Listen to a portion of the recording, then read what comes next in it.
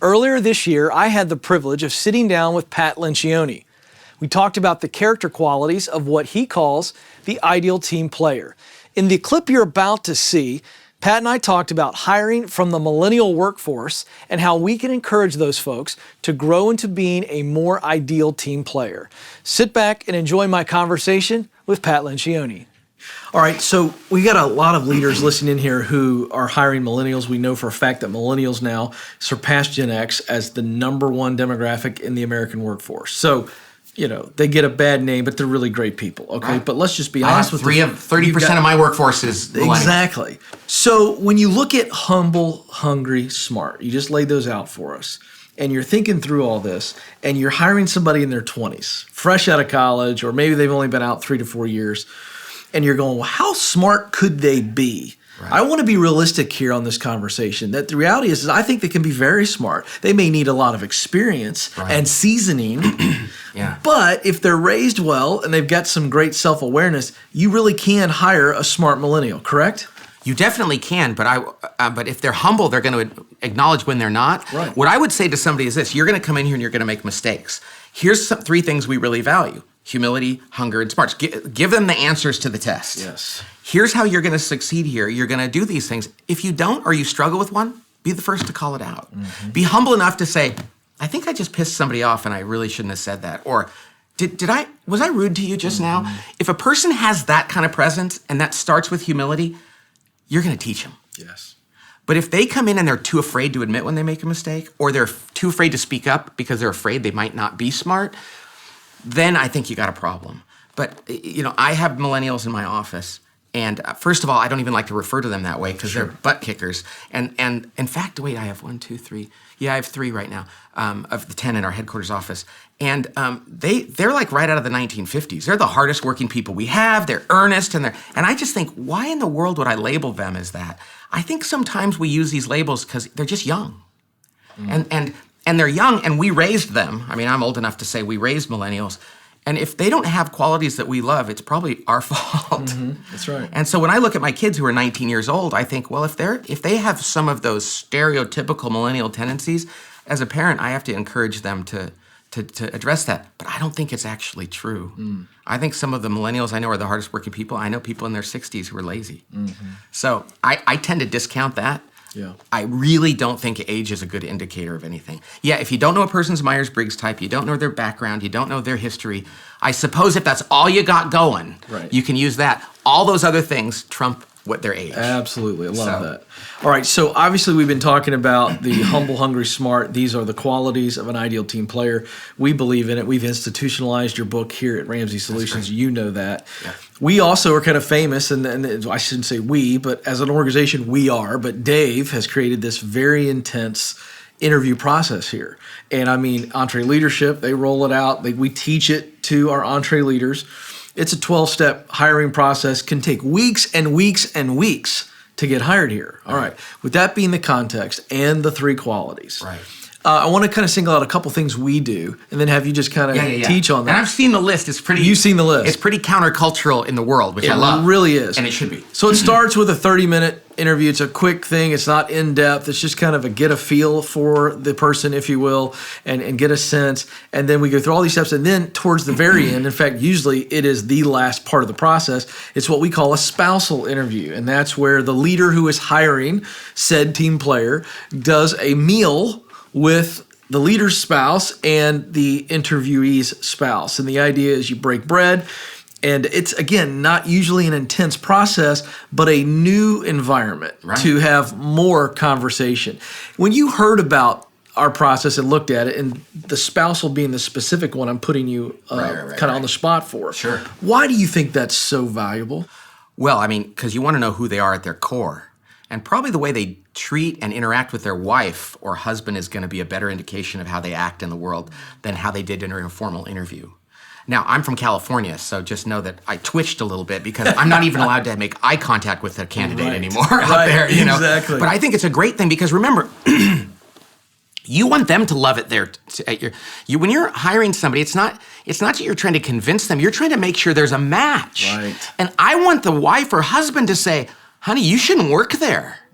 You know, they probably are going to have a better perspective of whether or not you're going to like it there and be successful. Why not involve them in that? Because we did the same thing at our company, and it really helps. The other thing is it helps them buy into the decision that person is going to make, and that's going to make them more successful. So to me, for all that, there's so many good reasons to do that. And it jives with something we teach in the book, which is do non-traditional interviews. Get a person out of their normal situation. Take them shopping. You know, take them to your soccer practice and have them help you with the practice. You're going to actually see how they deal in different situations. So a friend of mine who runs a business, a small business, she needed to hire somebody.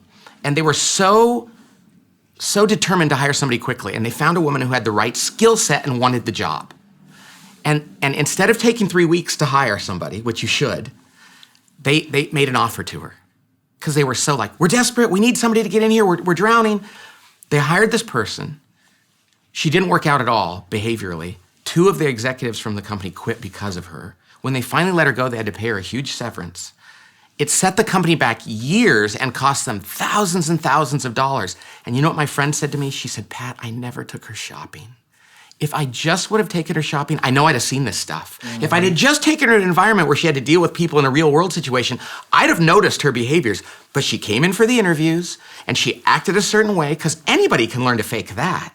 So do those other things. Take them out to dinner with their spouse. See what they're like in a different environment, you know? I'm listening to you here, Yeah. and I'm wondering what your thoughts are on this idea of a segmented interview experience where you could actually put the candidate in a position to really assess if they're humble, if they're hungry, and if they're smart, but they're unique situations. Or is it just because I wonder, like testing them? Yeah, I'd almost like to put people in a situation to test their hunger, because as you know, I think hunger is the most important. I don't mind saying that. For me, I go, I want because the humility I can teach and we can correct, but I'd want to put them in an experience where I go, how hungry is this person just generally? Like, are they a go-getter? I think there are things you can do to test hunger. I think there's also good questions you can ask and people you can talk to, but probably I think a great way to interview people is to let them work there for a while, by the way. Yeah. I mean, I think it's like, why don't you come and do some stuff? You're right. Or, hey, here's an assignment. Why don't you do this? Hey, we'll pay you. I'll tell you what, we'll hire you as a temp for 3 days. That'll be part of your interview. That would be a great idea. Do you know of anybody doing that? No, but I don't know why they wouldn't. Yeah, You I think know? that's actually brilliant. We're going to give you the gig for 1 week. Don't guarantees beyond that. Right. And by the way, if that bothers them, if you really want a job, you'd be like, Well, there's your hunger issue. that's my in. Right. You know, we tell people in consulting, just start doing stuff for your clients, and then they'll become a paying client. But consider them a client the first time. Don't sell to them. Just do something for them. And most people are like, I really want to work here. All right, work here. We'll see in 5 days how you do. We'll pay you by the hour. I think if you can see that, that's a good thing. The other thing is, find out if they follow up. If they're hungry, they're going to send you a note. You know? Yeah. And if they don't, I was just in a situation where somebody was getting hired by a firm, and the person after they did their interview never called back. And so the people that were they said we're gonna extend you an offer, and they didn't hear from them. So before they even started, the hiring manager called them and said, I'm having concerns about the offer I just made to you because we never heard from you. And here's the beautiful thing. It's not just about whether we should rescind the offer. It's sending a message to that person, if you do work here, you will never be unresponsive again. And sometimes I think after we hire somebody, we're done shaping them. But the things you do in the first 3 days or 3 weeks of that person's job experience, if you catch them doing something and call them out on it, they'll never forget it. And so this person got hired. Wow. I want to go back to humility. She will never be irresponsible. Oh, no. No, I think that's incredible. Yeah. All right, back to humility. It's kind of flipping back and forth because this hunger, humility, obviously those are so huge. Yes. Here's what I want to get to, because I want to try to help the leader understand you might hire somebody who's young and inexperienced, and so they've not had a lot of experience trying to be truly humble. But I love that because they're also more resilient. Yeah, but how much does self-awareness play into humility? Yeah, humility. I think that, like, I think of my kids.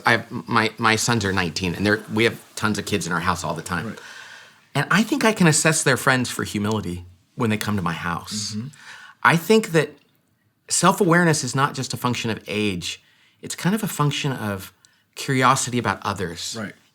You know, do they ask questions about you? Do they seem interested in other people, or is it all coming back to them?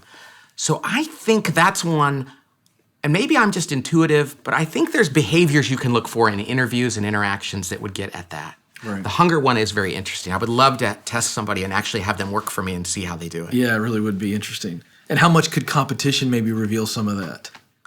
Yeah. I'm curious. I don't know that. Well, see, you're asking an ENFP. I love relying on this, you know. Right. And I love. Oh, but here's another way to do that, by the way. So a big part of interviewing is interview as a team. Do an interview with 4 people interviewing one. People go, well, that might make them nervous. Like, well, they're going to work that way, so they're going to have to do that. And so here's what happened. We just hired one of our best people, and I remember during the interview process, we were trying to understand if he was humble. So after 4 or 5 of us interviewed and we debriefed, and one of the people said, well, I think there's a humility issue there. And we were like, really, what is it? And they described something that he had said. The other 3 people said, oh, no, wait. That's not what he meant. In fact, I think what he meant was this, and that's what made him humble. And everybody else said, oh, yeah, we totally interpret it. And the other person said, oh, gosh, I misread that completely. Interesting. If they had not been in the same room, that person would have come out of the room and said, I've got a humility issue, red flag. Wow. So I think that we need to debrief as a team so we can actually say, do you remember when he acted like that? How did you interpret that?